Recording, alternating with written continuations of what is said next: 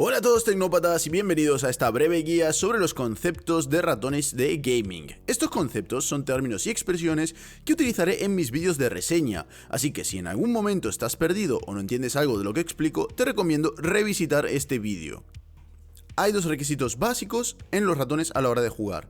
El primero es que el ratón se mueva exactamente con nuestra mano sin modificar ni un ápice la señal en cualquier situación dentro de lo posible. Y el segundo es que se adapte perfectamente a nuestra mano. El ratón perfecto desde luego no existe, pero si podemos conseguir el máximo confort y el mejor tracking, el resto, bueno, te toca a ti decidirlo. En mis vídeos oiréis hablar de los siguientes conceptos. Predicción y snapping de ángulos. Se produce cuando el ratón modifica ligeramente la señal de entrada del sensor para suavizarla.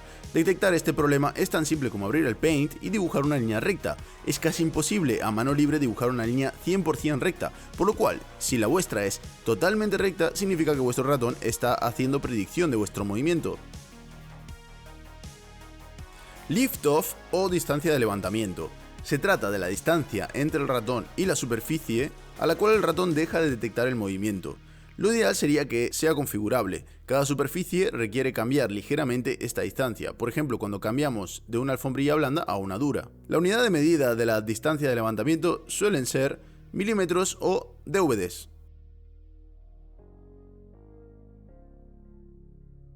La velocidad máxima de tracking es la velocidad de movimiento a la cual el sensor deja de funcionar correctamente. Esto es un problema sobre todo para aquellos que tengan la sensibilidad muy baja y necesiten hacer movimientos rápidos súbitos para moverse. Todos los ratones tienen una velocidad máxima, pero en muchos casos es tan alta que no llega a ser un problema. Lag o retraso. A veces existe un notable retraso entre el movimiento del ratón y el envío de la señal, incluso en el clic. Desde luego este lag siempre está presente, es inevitable, pero queremos que sea lo más bajo posible. No existe un método fiable para medir esto. Una posibilidad sería, por ejemplo, una cámara de ultra slow motion, pero de momento nos fiaremos un poco de nuestro feeling. Un posible test podría ser nuestro test de velocidad de reacción a la hora de hacer clic, comparando varios ratones. Skipping de píxeles. Esto suele pasar con algunos ratones con problemas de sensor o firmware, con sensores láser a velocidades lentas o muy altas y con ratones que tienen la lente sucia. Básicamente, cuando movemos el cursor a lo largo de la pantalla, veremos que el mouse se salta algunos píxeles de vez en cuando. Jittering. Consiste en que el mouse haga ligeros movimientos en direcciones en las cuales no estamos moviendo el ratón. Pixel Walk. Se trata más bien de una prueba. Si movemos el mouse un píxel de distancia, muy lentamente, ¿el mouse lo detectará? Rattle. Hace referencia al ruido de un cascabel, digamos. Si agitamos el ratón y escuchamos partes móviles dentro, se dice que nuestro ratón produce rattle. Podría tratarse del sensor que está suelto o de la rueda. En el caso que sea el sensor sería bastante grave. En cualquier caso, la mayoría de ratones tienen un poquito de rattle por la rueda, ya que no siempre está totalmente fija. En cualquier caso, lo ideal es que no tenga ningún tipo de parte móvil. Aceleración o errores de medición.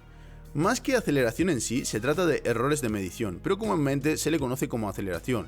Muchas veces se habla de ratones con aceleración 0 y tracking 1 a 1. Ocurre cuando un ratón tiene problemas para detectar la distancia de movimiento cuando lo movemos a distintas velocidades. Esto normalmente ocurre por jittering, skipping de píxeles y predicción. Cualquiera de esas tres o las tres combinadas pueden provocar que según la velocidad de movimiento, la distancia detectada sea distinta cada vez. No es realmente aceleración, la aceleración intencional es predecible.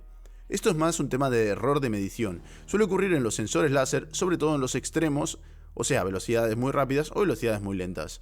Ratones que sufren exageradamente de este problema son, por ejemplo, el RAT5. El spin-out básicamente se produce cuando realizamos el movimiento de aterrizar sobre la alfombrilla con el ratón mientras nos movemos bruscamente, y el cursor, bueno, se le va la olla. Lo más normal es que se vaya hacia arriba cuando en realidad nuestro movimiento es lateral. Pocos sensores consiguen superar esta prueba, por ejemplo el PMV3310 no la supera, pero también hay que decir que esta situación es muy poco común. Solo ocurre al hacer flicks muy rápidos con el ratón, en juegos como Quake Live o Counter Strike en el caso de que realmente tengamos la sensibilidad muy baja, pero no para todo el mundo es un problema. Dejando de lado los problemas de sensor, vamos a hablar de los tamaños. Sobre el tamaño, lo ideal es que el ratón mida aproximadamente el 60% de tu mano, tanto a lo ancho como a lo largo. Las medidas de la mano las tomaremos desde la base hasta la punta del dedo medio y a lo largo en la parte más ancha de la mano. En cada vídeo, quitando algunos antiguos, podrás ver las medidas del ratón. Y por último, existen tres tipos de agarre: el agarre de garra, de palma y punta de dedos. Según el tipo de agarre, puedes usar un ratón más grande de un 60% para tu mano. ya que si el ratón es más grande te verás obligado a mantener un palm grip, y si el ratón es demasiado pequeño, un fingertip grip. Con un ratón de 60%, tu mano en un principio tendría que ser capaz de realizar los 3 tipos de agarre. Si quieres una versión más extensa de este vídeo, te aconsejo que veas mi vídeo sobre cómo elegir el ratón perfecto. También te invito a ver mi último top de mis ratones preferidos. Cualquier duda o problema, no dudes en preguntar en los comentarios o únete a nuestro grupo de Facebook que dejo linkado en la descripción. ¡Hasta la próxima!